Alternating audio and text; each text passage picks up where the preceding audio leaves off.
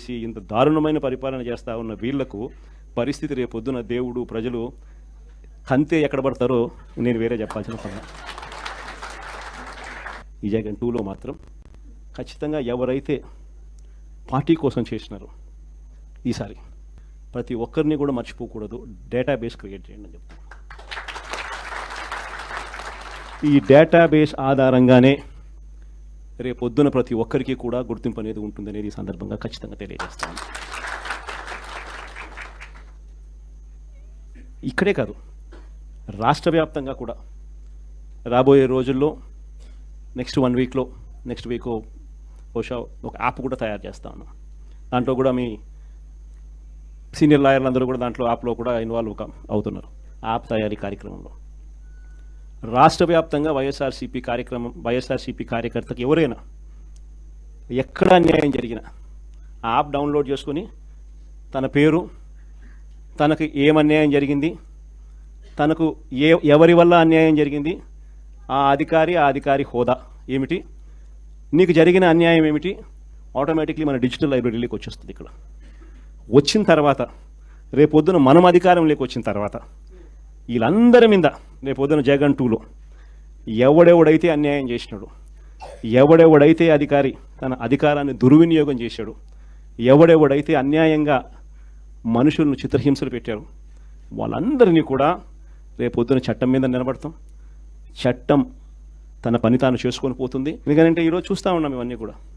ఈరోజు లాయర్లుగా మనం పోయి వాదించే కార్యక్రమం ఏదైతే మనం చేస్తూ ఉన్నాము అని అంటే ఎవరి తరపున మనం వాదిస్తున్నాము అని అంటే నిజంగా దెబ్బతిన్న వారి తరపున వాదిస్తూ ఉన్నాం.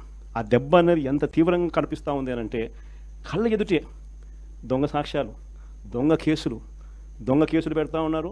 అందులో నుంచి దొంగ సాక్ష్యాలు పుడతా ఉన్నాయి. దొంగ సాక్ష్యాల ఆధారంగా మనుషులను తీసుకొని పోయి జైల్లో పెడతా ఉన్నారు. జైల్లో నుంచి ఆ మనిషి బయటకు వచ్చేసరికి ఆ కేసు అయిపోయేసరికి మరో కేసు, కరెక్ట్గా ఆ కేసు అయిపోయే టయానికి మళ్ళీ ఎక్స్టెన్షన్, మళ్ళీ ఆ కేసు అయిపోయేసరికి ఇంకొక కేసు, మళ్ళీ ఎక్స్టెన్షన్. నిజంగా ఈ వ్యవస్థ లేకన్నది మార్పు అనేది రావాలా. అధికారం ఉంది కదా అని చెప్పి, యూనిఫామ్ ఉంది కదా అని చెప్పి దుర్వినియోగం పరచడం అన్నది ఎంతటి బాధ కలిగిస్తుంది అటువైపున వ్యక్తికి కూడా అన్నది ఇటువైపున వ్యక్తికి కూడా అర్థం కావాలి. అర్థం కావడానికి అందుకనే లాయర్లు చేయించిన ఈ యాప్ని మనందరి సమక్షంలోనే నెక్స్ట్ వీక్ అది కూడా లాంచ్ చేసే కార్యక్రమం కూడా చేస్తాం. రాష్ట్ర వ్యాప్తంగా ఈ కార్యక్రమాలన్నీ చేసే ప్రతి విషయంలో కూడా మరొకసారి మళ్ళీ చెప్తా ఉన్నా, మీ పాత్ర చాలా ముఖ్యం. మమ్మల్ని విమర్శించే నాయకులకి అందరికీ నేను చెప్తున్నాను, ఈ రోజున ఇలాగే మీరు తీసుకొస్తా ఉండండి. మీరు నిశ్చలంగా ఉండండి, ఏమి చేయకుండా. హోం బాధ్యతలు కూడా తీసుకోవాల్సి వస్తే గుర్తుపెట్టుకోండి. అందరూ బాగుండాలని కోరుకుంటాం. అందరూ బాగుండాలని కోరుకుంటాం. అందరూ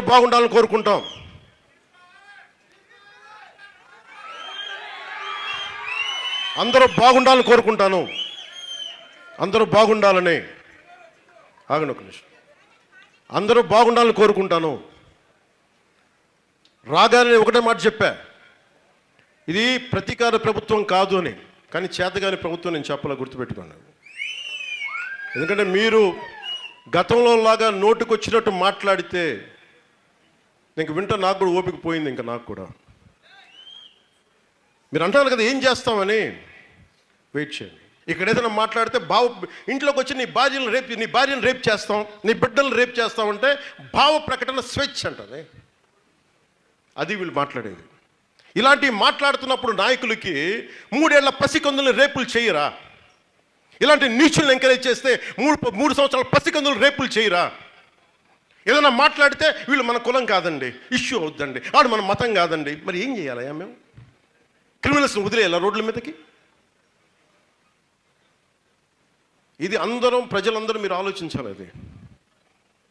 ఇది నాకు జరగవచ్చు, ఇంకొకరు జరగచ్చు, ఇంకొకటి జరగచ్చు, మనందరికీ జరిగినట్టే. ఇది ఇంత మాత్రం ధైర్యం లేని కాడికి ఎందుకు పోలీసు ఉండటం? బాధ్యత కదా పోలీసుకి. రాజకీయ నాయకులు, ఎమ్మెల్యేలు అందరూ ఉన్నారు దేనికి? ఓట్లు అడగడానికా? బాధ్యతలు నిర్వర్తించడానికి కాదా? ఇది అందరూ ఆలోచించాలి. నేను అడగలేక కాదు, నేను తీసుకోలేక కాదు. నేను హోంశాఖ తీసుకున్నానంటే మనకు పరిస్థితులు చాలా చాలా వేరుగా ఉంటాయి. వేరుగా ఉంటుంది. మీకు ఎలా ఉండాలంటే ఇలాంటి క్రిమినల్స్కి ఉత్తరప్రదేశ్లో యోగి ఆదిత్యనాథ్ గారు చేసినట్టుగా చేయాలి మీ అందరికీ. అప్పుడు కానీ మీరు మాట వినరు, అప్పుడు కానీ మాట వినరు. ఇంకా అలాంటి పరిస్థితిని నెట్టేస్తున్నారు మమ్మల్ని అందరినీ. మిమ్మల్ని మీరు కంట్రోల్ చేసుకుంటారా? మీరు ఆలోచించుకోవాలి ప్రతి ఒక్కళ్ళు. డీజీపీ గారు కూడా మీరు ఛార్జ్ తీసుకున్నారు. ప్రజలు మమ్మల్ని తిడుతున్నారు బయటకు వస్తే. ఇంటెలిజెన్స్ అధికారులు కూడా చెప్తున్నాను, మమ్మల్ని తిడుతున్నారు. మేము మీకు వెరీ క్లియర్ కట్ ఇన్స్ట్రక్షన్స్ ఇచ్చాం. ఆడబిడ్డల మాన ప్రాణ సంరక్షణలకి మీరు బాధ్యత తీసుకోవాలని. గత ప్రభుత్వంలో ఉండకూడదని చెప్పాం. ఏదైనా మాట్లాడితే భావ ప్రకటన స్వేచ్ఛ అంటే మీరు గత ప్రభుత్వంలో అధికారులే కదా, ఈ రోజున వేరే వాళ్ళు ఎవరు లేరే.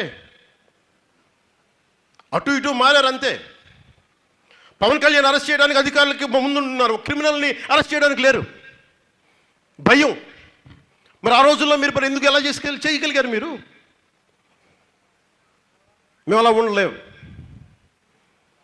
ఈరోజు నాకు ముఖ్యమంత్రి పదవి ఉండొచ్చు, లేకపోవచ్చు, నాకు ఇర్రెలవెంట్. నాకు మేము మానవ హక్కుల కోసం ప్రాణాలు కల్పించి ఇచ్చేవాళ్ళం. మేము ఈరోజు పదవి ఉండొచ్చు, పదవి ఉండకపోవచ్చు, ఎమ్మెల్యే అవ్వచ్చు, ఎమ్మెల్యే అవ్వకపోవచ్చు.